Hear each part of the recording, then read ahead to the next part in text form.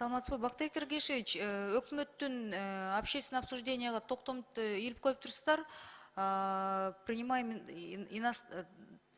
чет өлкөлүк пилотторго биздин самолетторду учурууга уруксат берүүгө депчи. Ошонун негизги себеби эмнеде болуп атат? На русском задать вопрос? Уточните, пожалуйста, с чем связано на общественное обсуждение в Кабмин повесил проект постановления о том, что вы планируете принимать иностранцев в летных состав. У нас нехватка пилотов, да? Может, вы расскажете вообще, как обстановка? У нас же все-таки есть Кыргызский авиационный институт, да, имени Абдраимова.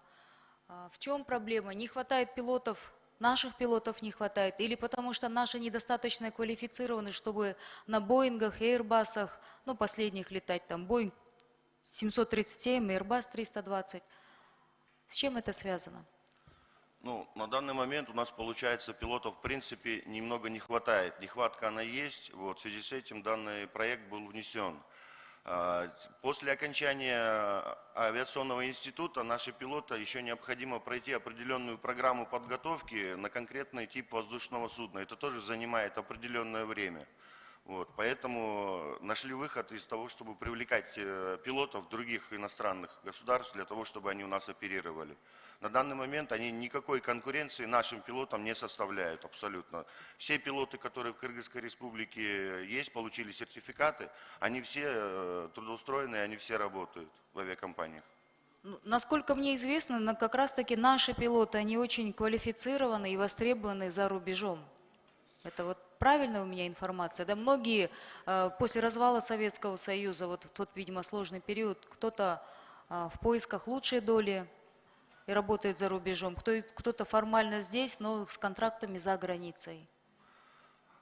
Да, есть такие моменты. Наши пилоты очень высококвалифицированы. Все это характеризуется тем, что производство полетов выполняется в условиях горной местности, а это очень сложные условия. Поэтому наши пилоты востребованы в принципе по всему миру. А иностранцев вы хотите допустить, это в большей степени связано с тем, чтобы вы хотите обучить местных летать на новых самолетах? И момент обучения идет, и момент, получается, именно эксплуатации воздушных судов непосредственно тоже. То есть это рабочие процессы, рейсы, которые надо выполнять. Авиакомпании не могут привлечь наших пилотов, потому что они еще не прошли соответствующее обучение, а это обучение занимает определенные сроки.